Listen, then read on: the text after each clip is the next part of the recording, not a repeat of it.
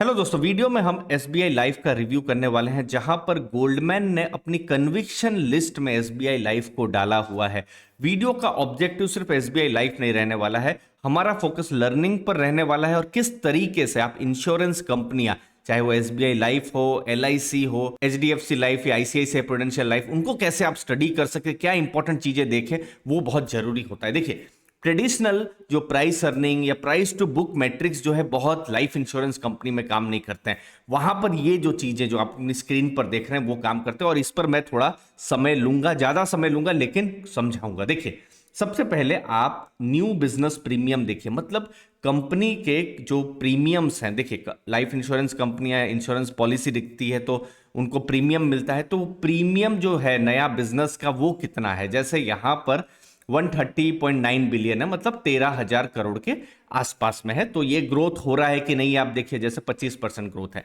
अब insurance company है तो पहले भी जो उन्होंने इंश्योरेंस लिखा होगा उससे भी उनको कुछ रिन्यूअल जो है प्रीमियम आ रहा है, तो वो आप देख सकते हैं यहां पर लगभग 14,900 करोड़ का उनको रिन्यूअल प्रीमियम आ रहा है। तो ये बढ़ रहा है या नहीं, तो ये भी यहां पर हमको बढ़ता हुआ नजर आ रहा है। और ओवरऑल जो प्रीमियम है वो कितना है, ये लगभग 28,000 करोड़ के आसपास है। तो ये डेटा चूंकि बिलियन में है इसीलिए मैं करोड़ में कन्वर्ट कर दे रहा हूं, ठीक है।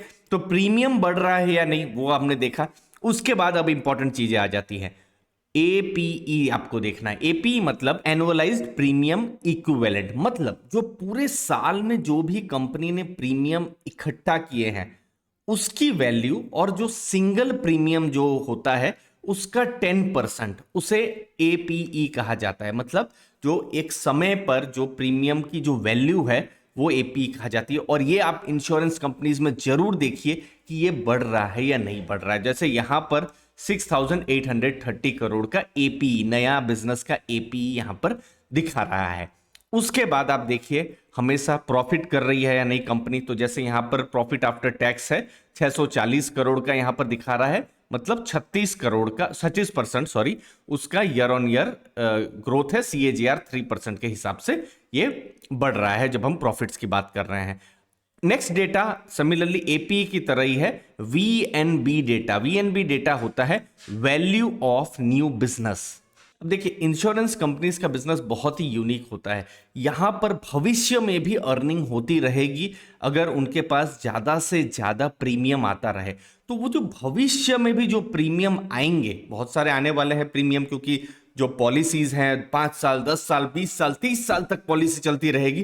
तो आज उसकी जो वैल्यू है वो क्या वैल्यू है, तो ये होता है वैल्यू ऑफ न्यू बिजनेस। तो ये अभी हम देख सक पा रहे हैं 21.2 बिलियन, मतलब लगभग 2,000 करोड़ के आसपास। और फिर लास्ट में जरूर देखिए न्यू बिजनेस मार्जिन, मतलब जब ये जो नया बिजनेस की जो वैल्यू है, जो प्रॉफिट्स, जो भविष्य के जो प्रॉफिट्स आने वाले हैं, आज जिसकी वैल्यू है उसको अगर आप जब डिवाइड करेंगे, जो भी नया बिजनेस उन्होंने इस साल लिखा हुआ है और जो 10% का सिंगल प्रीमियम का, तो आपको न्यू बिजनेस मार्जिन मिलता है। तो ये 31% है। आप डिवाइड भी कर देंगे 2,120 करोड़ से 6,800 करोड़, तो आपको कुछ 31% ही आएगा। तो ये बढ़ रहा है या कम हो रहा है ये जरूर देखिए। तो ये सिर्फ एसबीआई लाइफ ही नहीं, चाहे वो एलआईसी हो, एचडीएफसी लाइफ, वहां पर भी आप देखिए। इनफैक्ट मैं लास्ट कह रहा था, लेकिन एक बहुत इंपॉर्टेंट जो कॉन्सेप्ट है वो जो समझना है वो है इंबेडेड वैल्यू। अब इंबेडेड वैल्यू आपको वैल्यूएशन में हेल्प करता है। देखिए यहां पर, यहां P ratio, price to book ratio काम नहीं करेंगे, यहां पर काम करता है मार्केट कैप और इंबेडेड वैल्यू। इंबेडेड वैल्यू का मतलब क्या है, अभी तक जितनी भी पॉलिसीज लिखी गई है उसका शेयर होल्डर वैल्यू क्या है। 42,400 करोड़ है। तो ये जनरली डिवाइड होता है मार्केट कैप के साथ। तो market cap divide by embedded value. Market cap कुछ 1,30,000 करोड़ की है और इंबेडेड वैल्यू 42,000 करोड़ का है, तो कुछ 3 की वैल्यू आएगी।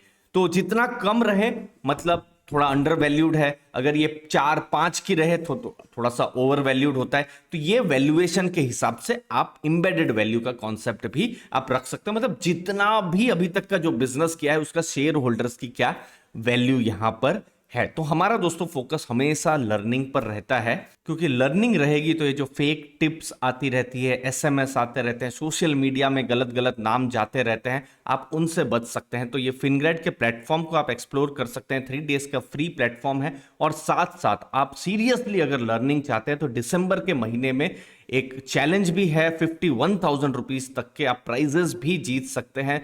Cash prizes, first prize 5,000 rupees का आपको मिल सकता है।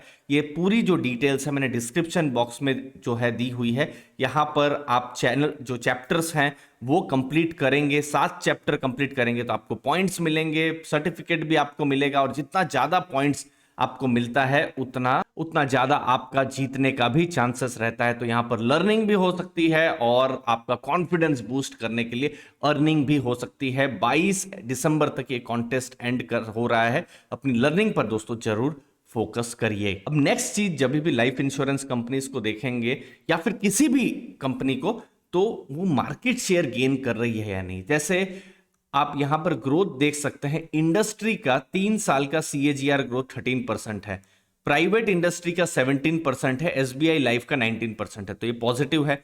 सिमिलरली अगर हम इंडस्ट्री और प्राइवेट में भी हम देखें तो SBI का जो मार्केट शेयर है वो 6.2% से 7.2% हुआ है पिछले 3 सालों में, और 21.8% से 22.6% प्राइवेट में भी हुआ है। तो प्राइवेट में भी स्ट्रांग लोग हैं, जैसे HDFC लाइफ या फिर ICICI प्रूडेंशियल लाइफ और दूसरे भी हैं, लेकिन फिर भी जो SBI लाइफ है वहां पर भी मार्केट शेयर यहां पर गेन कर रही है। उसके अलावा जो इंडिविजुअल जो न्यू बिजनेस प्रीमियम जो है वहां पर भी हमको 3 साल में अगर हम देखेंगे इंडस्ट्री का ग्रोथ हो रहा है, उससे ज्यादा SBI लाइफ का ग्रोथ देखने को मिल रहा है। और सिमिलरली जो मार्केट शेयर है वहां पर भी 3 साल में हमको इंडस्ट्री और प्राइवेट में भी मार्केट शेयर गेन होता हुआ देख रहा है। तो कोई भी कंपनी अगर मार्केट शेयर गेन कर रही होती हो तो ये एक पॉजिटिव सिग्नल तो जरूर जाता है। नेक्स्ट चीज देखिए, ये भी जब भी आप इंश्योरेंस कंपनीज को देखेंगे कि परसिस्टेंसी रेशियो क्या है, क्योंकि देखिए इंश्योरेंस जो होता है वो 1 साल 2 साल के लिए नहीं होता, ये 5-10 बहुत सालों के लिए होता है। तो अगले साल से ही पैसा देना कम हो जाए तो ये नेगेटिव है।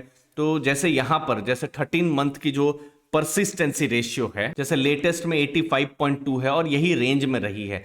यहां पर 25th मंथ मतलब 2 साल के बाद वाली 77.5 है, यही रेंज में है। सिमिलरली 3 साल वाली 73% के आसपास है, 4 साल 70%, 5 साल तक कितने लोग पॉलिसी 52.5% पॉलिसी मतलब अभी भी रहती है 5 साल, तो ये एक पॉजिटिव हमेशा रहता है। सरेंडर रेशियो जितना कम हो उतना अच्छा है, तो 4.3% है। फिर इंश्योरेंस है तो बहुत सारी कंप्लेंट्स भी आती रहे, तो जितना कम कंप्लेंट्स आए वो अच्छा है। तो अभी 0.10% का यहाँ पर जो है, जो थोड़ा सा रेंज से मैं थोड़ा ऊपर देख पा रहा हूँ, रेंज जनरली 0.06 या 0.7 के आसपास रही है, तो ये माइनर यहाँ पर जस्ट बढ़ रही है, बट ये बहुत ज़्यादा बढ़ना नहीं चाहिए। तो ओवरऑल ये सब जो रेशियोज हैं उनको भी आप देखिए। तो ये एक लर्निंग वीडियो था जहां पर हमने इंश्योरेंस बिजनेस को स्टडी करने की कोशिश की है। मुझे उम्मीद है आपको वैल्यू मिली होगी। आपके समय के लिए बहुत बहुत धन्यवाद, और आप एक्सप्लोर भी कर सकते हैं फिनग्रेड का प्लेटफॉर्म जहां पर और ज़्यादा आपको लर्निंग मिल सकती है। थैंक यू दोस्तों, धन्यवाद।